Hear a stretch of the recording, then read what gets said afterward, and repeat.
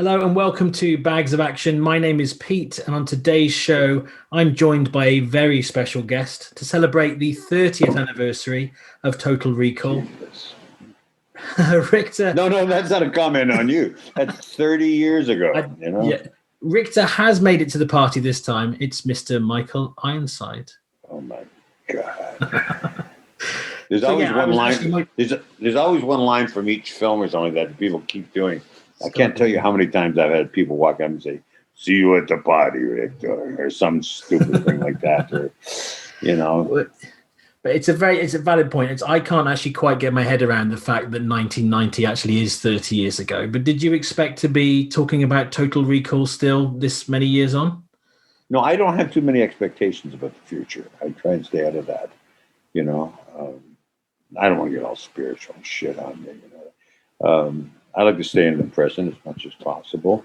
I was a big fan of Philip K. Dick and stuff like that. I'm one of those guys. I got raised on sci-fi, and I got raised on a lot of literature. But my grandfather was Findlay Ironside, Jock Ironside. He was from Aberdeenshire and up in the northeast there. And he was actually part of the first 100. You ever heard of Sci-Fi magazine? Yep. Yeah. Originally, that was a private. Within a group of 100 people that they passed it around. It wasn't for public consumption and stuff. Wow. And back in the 40s, and my grandfather, and you had people like Frank Herbert was a member, and AJ Vaught, and who did Slam 1, 2, and 3. They're the most famous that he did, the Slam books. And Alex, the Great Beast 666, he was a member, and wow. They would all write and send it around to each other. It was kind of like a writing club and a private club, and later on it got reprinted and republished and reset and stuff like that. But Sci-Fi magazine, it was basically a publication of short stories and stuff. I think even Philip K. Dick got something in some of his first writings were published with Sci-Fi magazine. So my grandfather was part of that, so I was exposed to the idea of sci-fi and science fiction at a very young age. My grandfather would say that there's the old saying that D.W. Griffith, I think, said that there's only 6 real scripts out there. There's only 6 real storylines, and 4 of them are westerns. And it's the truth with sci-fi. Most of them are westerns. And where there's a good guy, a bad guy, a town that's in trouble or a situation that's in trouble. And the good guy comes to town and he takes on the bad guy, and there's a girl involved and all this stuff. And usually you can't talk about political change or unrest or social comment. If you do it, it turns people off. They live it in the news. You can't. You can't tell. Knock on wood, Hamlet. But you can tell it in a different format so that people get entertained and they can get educated. I mean, I think the true test of a story is that. You walk away with it with a sense of wanting a little bit more. You feel energized in it, and when you wake up the next day, you're still considering it. You're still, you're still reveling in some of the story, and it imparts in you some kind of change in your perspective or more information, so you can have a different perspective. And Total Recall did that. Dick's work was Philip K. Dick. If anyone out there doesn't know Philip K. Dick, please get into it. His short stories and so on. And Total Recall is, I think, an emblematic of Dick. It has paranoia, it has schizophrenia, it has duality of personalities, all the stuff he suffered in his life, the taking of drugs to alter a personality, the paranoia of government, all that stuff that he lived in his life. I think Paul is a master storyteller and did an incredible job on Total Recall. Yeah, that's one of the questions I had actually, is that, so you mentioned about kind of the way that science fiction can be used to kind of get across, I guess, subtext and kind of social issues, which maybe you can't in other genres. And like you say, Paul Verhoeven is very good at that. And you obviously went on to work with him again in Starship Troopers. So what's he like to work with as a director? Well, that's an impossible question to answer. Paul's, I've worked with, and I don't mean to be derogatory here, I've worked with over 300 directors in the last 50 years, over 300 directors. And Paul's one of maybe 5 that I class as true artists. I mean, true. Nothing happens on his films or on his set without his fingerprints on it. He's absolutely in charge. You know, there's a couple of other I won't go into, but whereas on other films, and it's not that one's better than the other. It's that some other films, it's a collective, it's a tribal operation. Depending on your budget, sometimes you can't tell the story that you want a story without a huge collective help. And where the director will get in trouble and say, my plan is I have 6 setups. That's for the rest of the day, and I've only got enough time for 4. Does anyone have any ideas on how we're fucking going to get this done? And anyone that's got an experience, usually a DP will step up or somebody, very ready. But sometimes they'll ask somebody who's been around a while, and they'll say, well, we can put all this in this one corner, do this, walk away. And I've had enough experience. So it becomes a collective, not on a Paul set. Paul's in charge. Nothing happens without Paul's stamp. He actually said that when we did Total Recall, if you have any issues with anything, let me know 3 weeks ahead, 21 days. I think it was 21 days, but it was a long time. Right. He said, because if it's within 21 days, you're going to have to live with it. And believe me, I don't think anyone had the balls to walk with the Paul and said, I see it this way. It's like, I would work with Paul in the drop of a hat. When I'm on Paul's sets, when I was on those sets, I felt safe to take risks. It's like Dad's in charge. It's like you have a true leader, you have a true storyteller in charge, and that's what I want as an actor. I want the security to take risks. I want the security to do my absolute best to bring reality to a situation, to bring my understanding of reality. Mm-hmm. And that's what he wants. He wants somebody to do their job, That makes sense? Yeah, it does. Totally. So on Total Recall, what was it like on set? Any particular memories you want to share about? Most of my memories are off-camera stuff. There's a lot of stories. The on-set stuff. It's an immaculate working environment because Paul makes it that way. He's in charge. You know exactly what you do, what is expected of you, and if you're professional, so that you step up and you do it. And he'll make an adjustment, and maybe he'll say, "Why did you do it that way? We're doing it this way," and you'll do it. I mean, he's an immaculate storyteller. The stories and memories I have are all off camera. They're all funny things and stuff. But do you want to hear some of those? Yeah, why not? Why not? I told when I've completely forgotten. Here's something I talk about. People talk about Arnold. He was at the top of his kind of notoriety at that time. He'd made the crossover. He'd done, I think,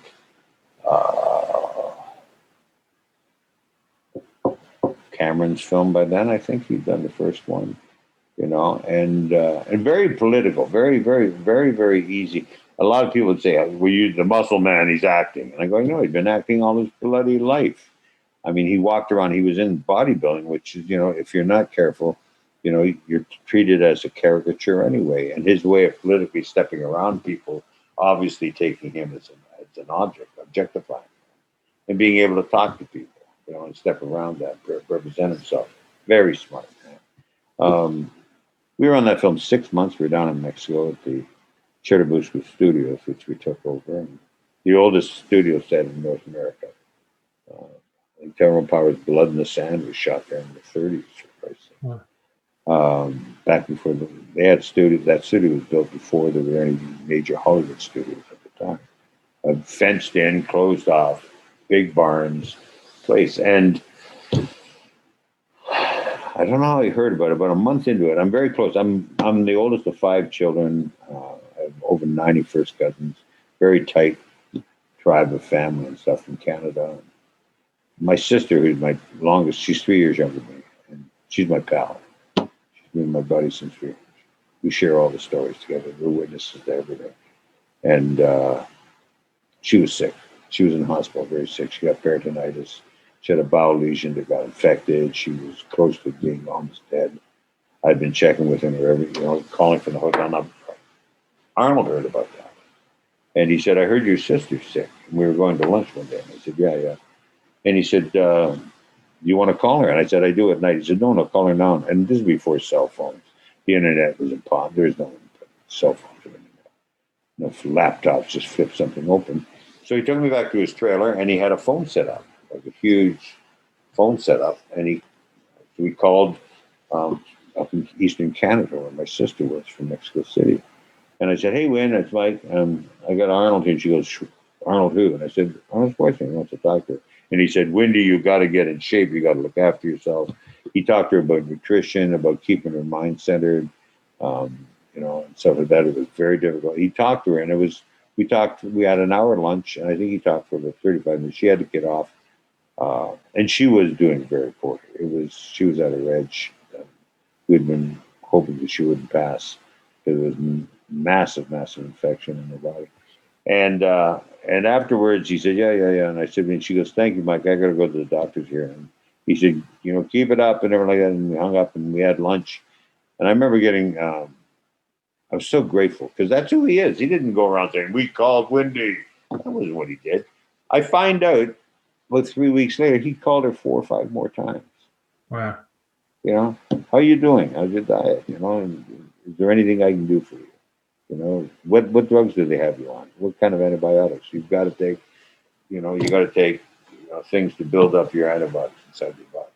That kills good things and bad. I mean, he was there, and without his input, I don't know if my sister would have pulled through that. Wow. That's the kind of memories I have. Another one.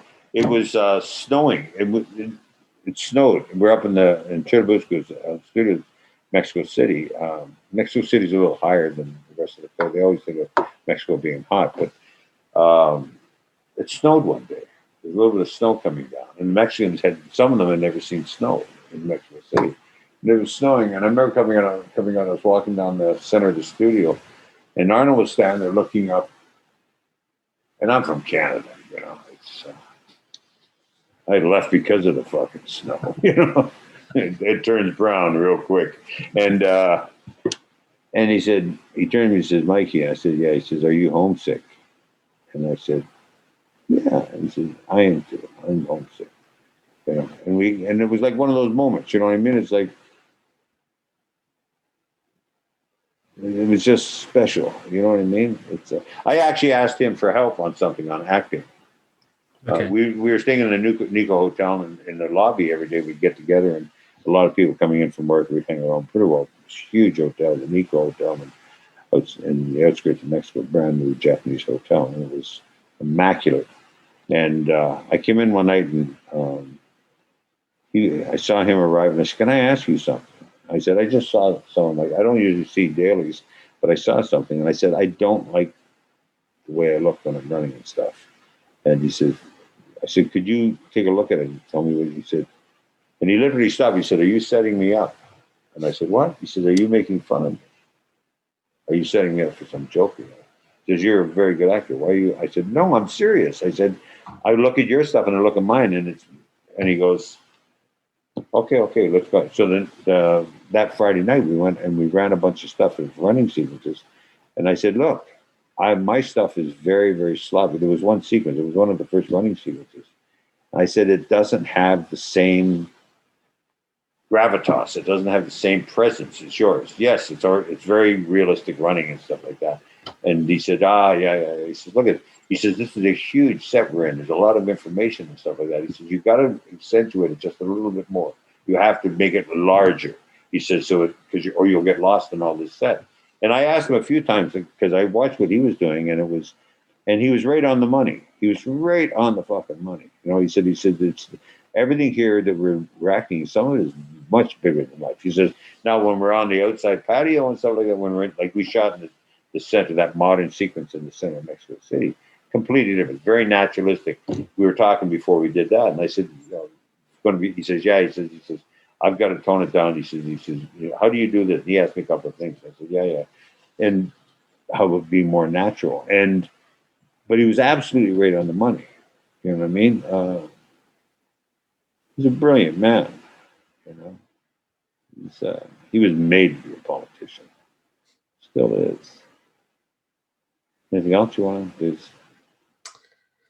Yeah, I guess we talked about Paul Verhoeven earlier, and I guess are there any? And you said you've worked with a very large number of directors. Is there anyone left? Is there anyone on your list of people that you would aspire to work with, or any new filmmakers that you really like to work with? I love working with new filmmakers, new young writers and directors. And if the material is interesting and stuff. I've always said I do very large budget films, and so that I can go off and do independents and stuff with first time film directors and stuff. I'm going to go do something. I'm not going to give its name and stuff, but that's why I'm looking the way I am a little bit. We're supposed to shoot in January, and playing a generic geriatric kind of sheriff who has Alzheimer's in New Mexico, in a town that's been basically industrially raped. It's part of the kind of industrial wasteland, something that was beautiful, party to an Indian reservation and stuff like that. And now there's drugs, alcohol, pestilence, everything's rusting and falling apart because it serves this one mind. And it's kind of a metaphor for the Western society and stuff. And we're investigating a murder, and I have Alzheimer's, and this is, like I said, a metaphor for social corruption and rot, and how we put too much dependence on things that are unnatural as opposed to embracing Mother Nature and stuff. I can't wait to do it.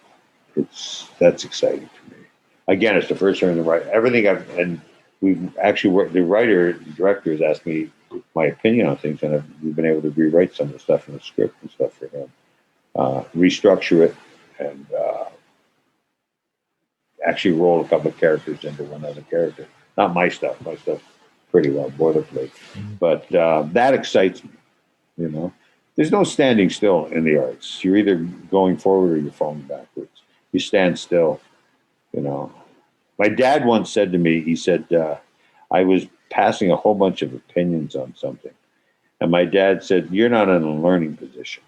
And I said, "What are you talking about?" He said, "The past is an abstraction. It's memory. The future is speculation based on memory. It's an abstraction." He says, "The only thing that counts is right now."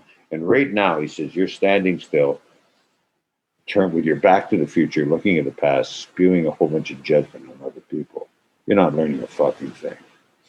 And I heard that another version of that later on, and it's absolutely true. To have people you respect call you on that stuff is so important.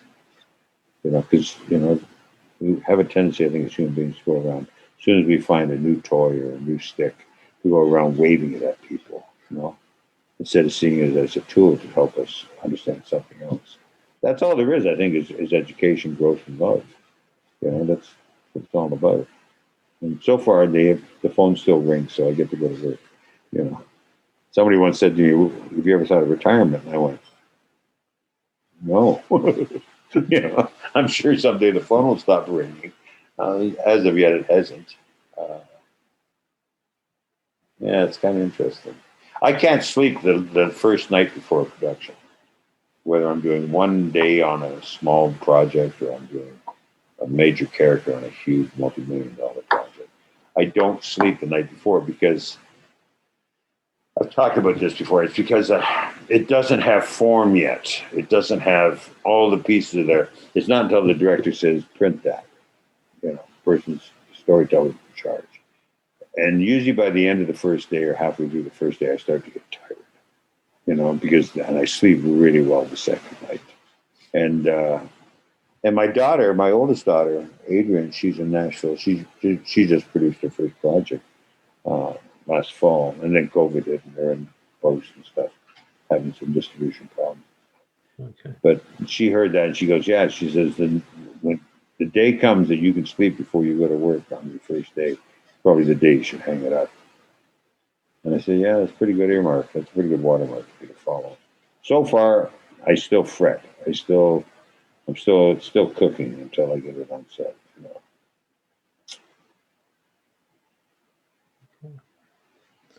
So I guess, as you say, you've done kind of blockbusters, but you've also, got your foot in the kind of more independent films. One thing we talk about quite a bit on the show is how we tend to look back at older films, because I think we found that, particularly with action films, spectacle has become so big that we kind of feel that the emotional connection sometimes has been lost, or maybe the audience is kind of people can say, "Oh, this is a great film. It's a great film," but then it's like, well, what actually happened? What was the motivation of the characters? And they're like, well, there was this scene, there was this big, set piece, but it's like, well, what was? Do you think that's the case, or do you think that has changed? Well, I don't think for something to have legs, it's got to have story. Take a look at, we're talking about Total Recall here, and I'm not shitting all over the attempt that they did with the second Total Recall, the remake, but it's all flash and bang and mirrors. It's just, audience squirm. I couldn't sit through it, and I'm not shitting on it. I just wasn't interested. You have a base story there that's pretty ironclad if you follow it, and they spend all the time showing us all the money they spend on special effects and nothing on character development.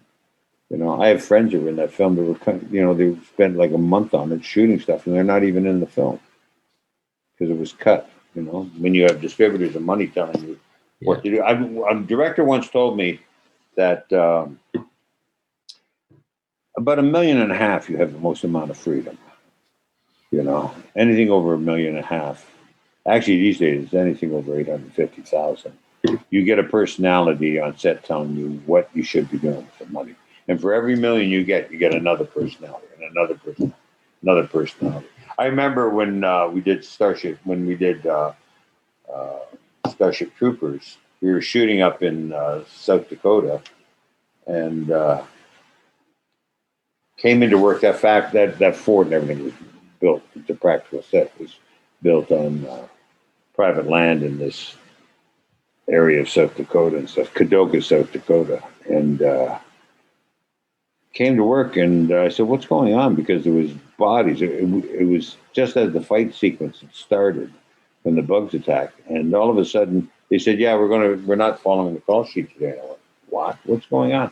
They said, "Well, there was two different studios, or one had domestic, one had foreign, and the one that had domestic were flying in a whole bunch of executives to check the set and see what was going on." So Paul basically. And I hope I'm not telling a story that I was school here. Paul basically, though he needed the coverage, he basically had blood and guts and body parts thrown all over the fort, and he went around shooting bloody arms and broken bodies and stuff like that, and none of the acting. And all these executives came out and sat in their chairs and like that, and he basically got Steadicams shooting gore, blood, and dismembered bodies while they were there.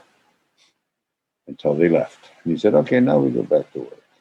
And that was his way of, I think, just saying, it's none of your fucking business around there. And he had the clout to do that. Yeah. I would guess, I don't want to get inside Paul's head, but I was told for every $1 million you get above 1.5, you're going to get another personality with it. And it's insane. You have to have so much credibility to be able to operate, or savvy, I think, to be able to tell your story and stay true to it when you have somebody constantly on your back trying to give you their opinion. Usually, if you hire the right person, your best idea is to get out of the way and let them do their job. Yeah, that makes sense. Have you ever seen Night of the Hunter with Robert Mitchum and Shelley Winter? Yeah. There's a good example. Charles Laughton's first only directing, I think. He had something to do with that Claudius before that's another story. Won't go into it. You probably know about it. But when they were doing Night of the Hunter, I think it was MGM. And Robert Mitchum had a lot of clout at that time at the studio, and he was working with Charles Laughton. And Charles Laughton, there was that sequence once the priest, love, hate, he's got it tattooed on his hands. He gets in the cabin, and Charles said, "There's a mood I want. I see the shot," and everything like that. And Robert Mitchum was absolutely a new way of working, was with Charles Laughton. He was very visceral, Charles Laughton. And Charles said, "Well, I feel," and he brought in some music, and I think it was Schmetna's Finlandia suite or something like that. The Moldau suite, no, not the Moldau, Finlandia, the second movement, and there's this movement, there's this air to it, and he had it playing the music, and these studio execs walked into one of the barns while they were doing this, and the music was playing because he was going to dub it later, and he said, "I'm going to have this awkward camera angle." He said, "Where you're coming down the hall, and I want this exposure." And the studios literally walked down and said, "What the fuck is going on?" And everything like that. And Lawton got very, very fragile, got very, very fragile. And Robert Mitchum said, "Come with me. And they went outside, and it was his contract year. It was his last year of his contract. He went outside and he said, I'm going to tell you straight up, that man in there is a genius. He's proven he's a genius. You do nothing but sell apples, oranges, and sometimes garbage. If you walk on this set again until it's finished and leave us alone, I will just walk away. And we will not renegotiate the contract. Wow. And he basically slapped him and sent him on the way because he understood. And he didn't resign with them. Mm. And I often think there's a paranoia. I got a bit of paranoia. I got to meet Rob Mitchum a couple of times. But, and he just kind of waved it away. But when he did go away, he went independent. And it was soon after that he got busted for marijuana. He got charged for that, stuff like that. And I've often wondered whether that was the powers to be slapping him a bit, you know. I'm a bit of a paranoid myself. So, but that's, you know what I mean? There's that. Yeah. It's very rare. Now, you master storytellers like Paul Verhoeven, Walter Hill, and some of the others, you know, they have a very specific idea of what to do.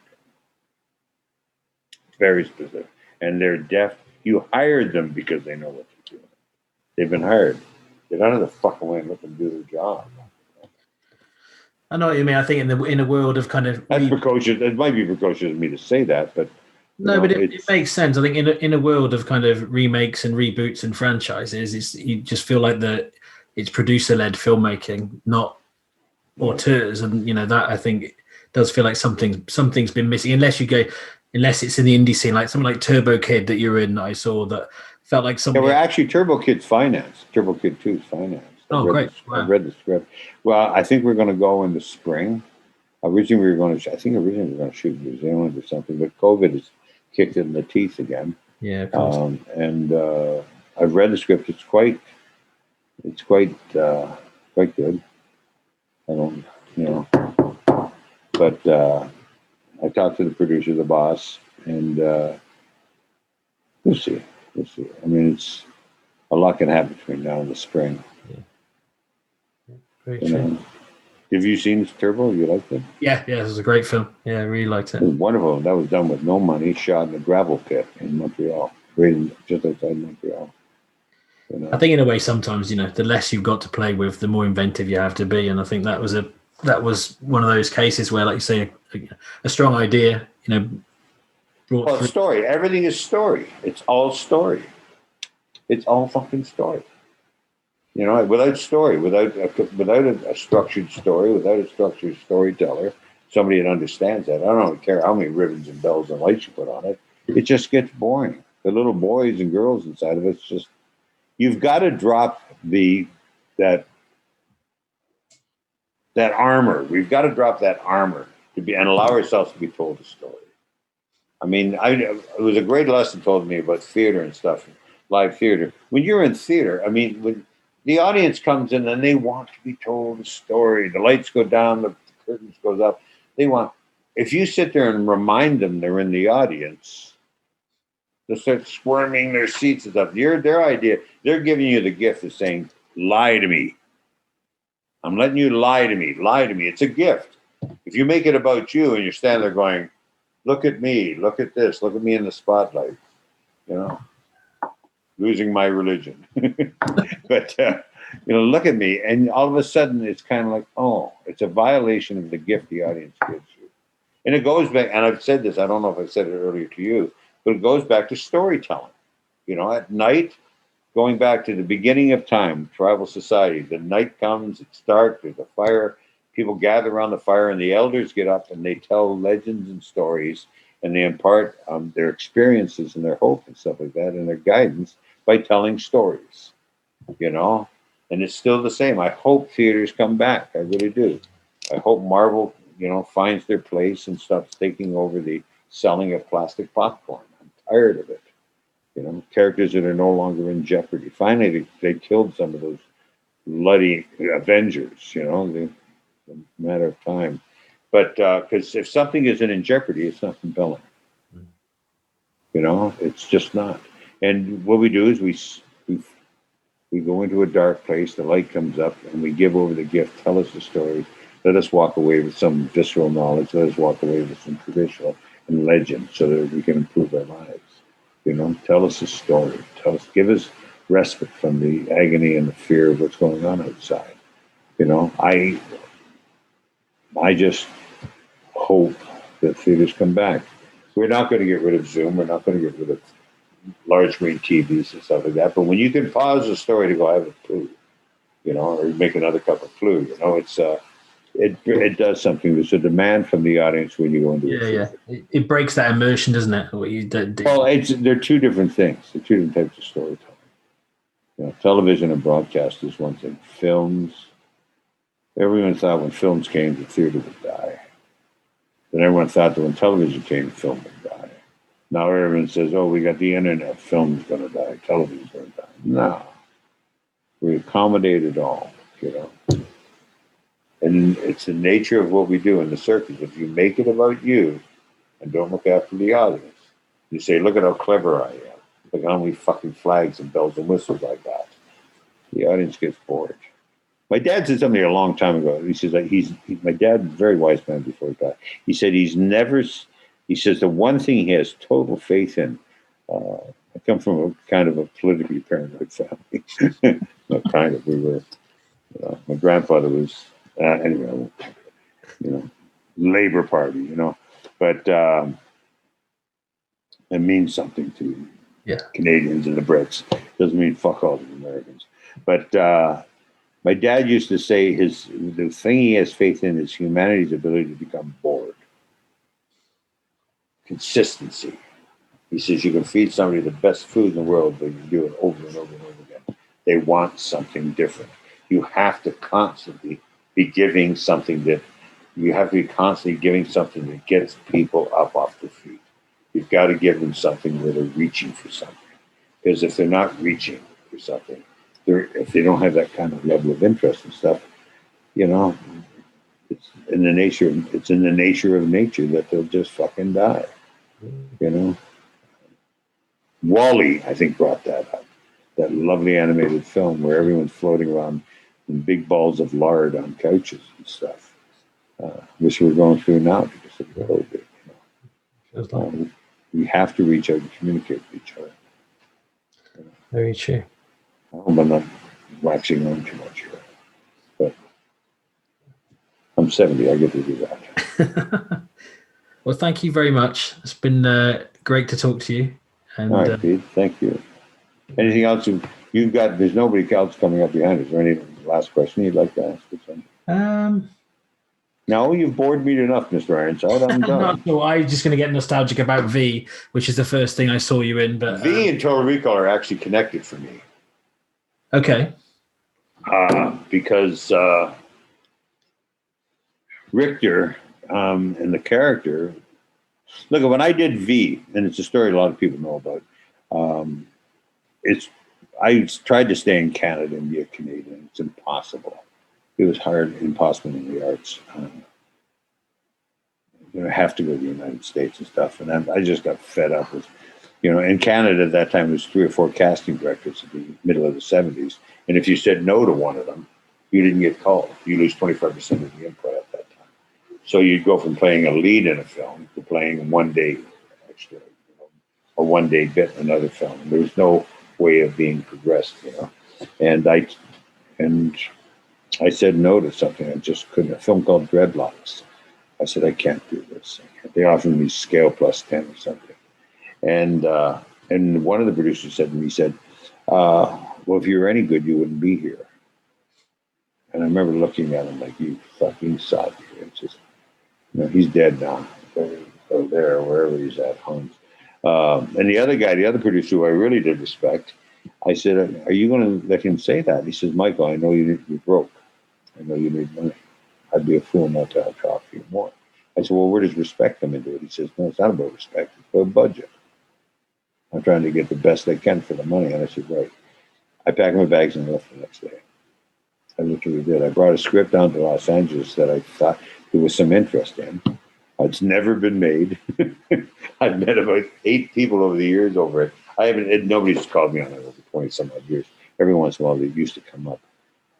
But I came down here, kind of reestablished myself in Los Angeles, and V came about because they'd been looking for me and couldn't find me. I didn't have any real American representation at that time. I stayed in Canada.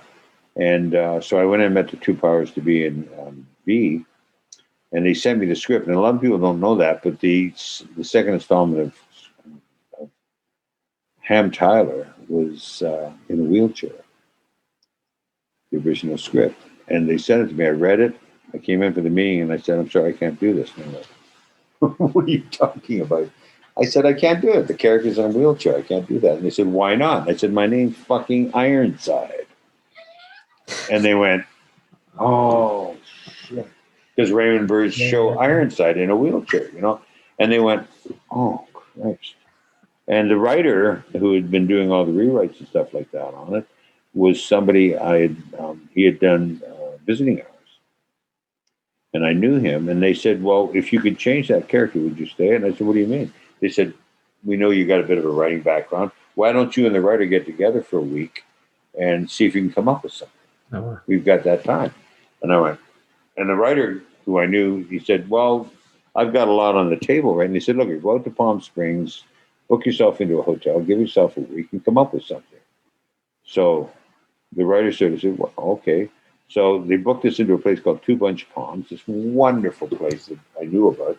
It's, no adult, only adults, no children, no dogs, no nothing. And it's like massages and hot pools and, sitting around getting sun on your ass and shit. And on the drive out, it's about an hour and a half drive from Los Angeles. We figured it out what we wanted to do. And I said to him when we got there, I said, well, if we got it done, do we go back? He said, fuck, no, they're paying for a week. Why don't we take a week off?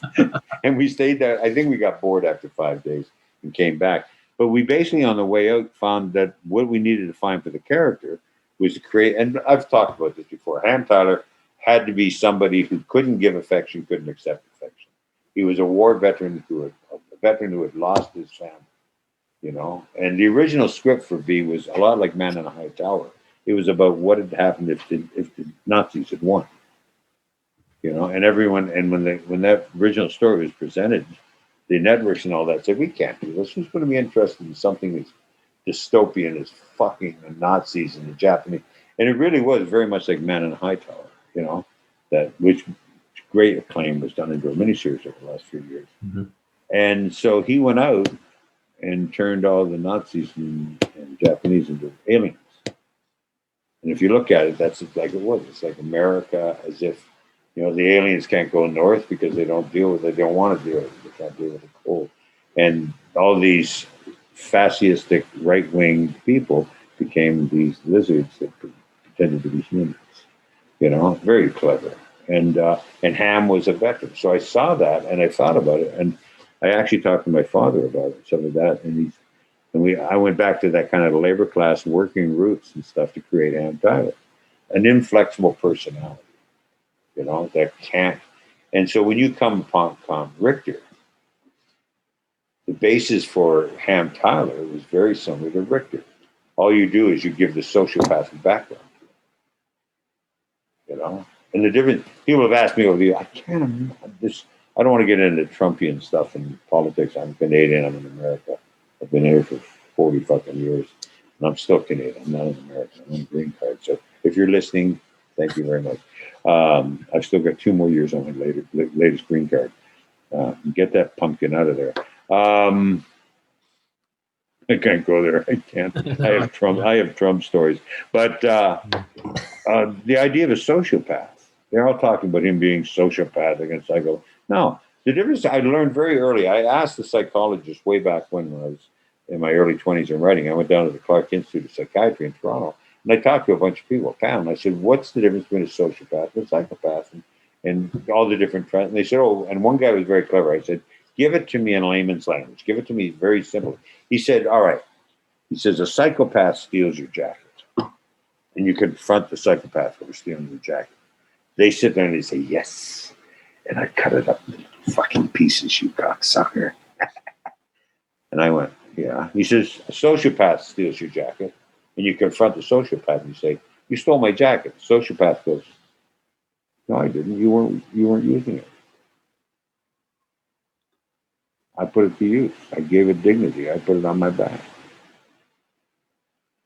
There's a lot of sociopaths in politics, I would imagine. There's a lot, and they're not all bad people. They're, sociopathic people are people who don't have an emotional ambiguity about them. They don't have a sword. If you give them a sword or a fear, and then it becomes weaponized. And that's what the difference between Ham Tyler and Richter. Richter is very sociopathic. And he takes the room you give him. He's like an abused Doberman. He's like an abused attack dog. You let him off his leash. And that was very, and I just told Paul that, and Paul said, I don't understand that. He said, whatever you're doing, it's good. Let's stay with that. Because Paul didn't want to know about that. But, the V, Ham Tyler, here's a great story. I told it earlier today, if you got a moment. V, when I came on, it was the second part of the miniseries, That was the second part of it. And I met Mickey Jones, who played Chris Farber on it. He was my sidekick, and he became my best man at my wedding to my wife 34 years ago. He passed away about a year ago. Mickey was one. And he knows. And there was this sequence at the beginning, and we're shooting television, and not with the budget of films and stuff like that. And it was usually, if you don't get something, you got to move on and find some way of making it work. Sure. Even though they had more money on V than I'd ever seen. I came from Canada now. They used to apologize because they were moving so fast. And I went, they have no fucking idea. Shooting films with $800,000 in 1975. We had 13 days of production, and that's it. But anyway, we had this sequence. I don't know if you can remember it in V, where I'm in a tunnel, and they'd set it up with the lizards were there, and there's one of these guards that are dressed like lizards, and they shoot, and it blows up, and the guy falls down, and I step over him, and I go beyond him, and we exit. I say, Chris, let's go. And we go past it. And I say, yeah, that's one of them. That's a lizard or something. But what happened is when we did the effect, just as we did, they had this huge special effects set up, and we had 3 cameras set up on it, and which was unheard of, but we only had the money for this to shoot it once. We had to get it. And the director said to me, he was a great guy, he said, look, if something happens, just try and make it work, and we'll try and cut it around. But he said, because we don't get to do this again. And sure as shit, the special effects went off, not in sequence, and not all at once. They went off in sequence. Went boom, boom, boom, and everything fell, and there was a ton of smoke. And I'm standing there, and I knew the smoke just was covering. There's no way the cameras could see me. And I knew one of the cameras was on a low angle. And I literally said, I'm going to squat. Try and find me. So I waited until the smoke cleared a bit, until I could see the camera getting ready. And the guy did a thumbs up like that. And I squatted down, and I moved some of the rubble away. And I imagined, what if I could have seen the lizard skin there? And I went there, and the camera was on close-up, and I went, now that's a waste of good leverage. And I said, Chris, let's get out of here. And I stepped off camera. And that's in the show. And what they did is they came and did a reshoot of what I see, and it's a bit of lizard skin inside the orange uniform. And I don't know where that line came from. That's a waste of good luggage. But that's one of my favorite memories of V. Because Ham Tyler, that was very early, that was in the first 2 weeks of shooting. And that came up for me. And I realized, I felt the volume and my place when I did that. That makes sense? It was sort of like, they trust me, I trust them. They came out and said, the producer and the director came out and said, thanks, that saved our ass on that one. And they showed me the assembly about 4 days later, and I went, fuck, it works. Because they were able to cut between the 3 while I'm standing there and all the smoke clears. You can see me going like this. And I squat down. Yeah, that's a waste of good luggage. And if you notice in the shoot, I've got armadillo cowboy boots on. They're made of armadillo skin.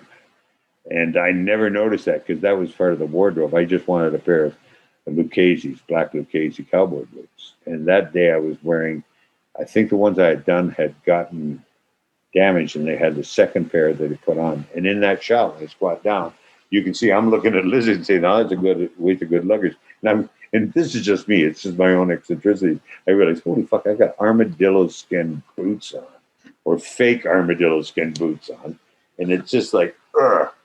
It's like horrendously good and horrendously bad at the same time.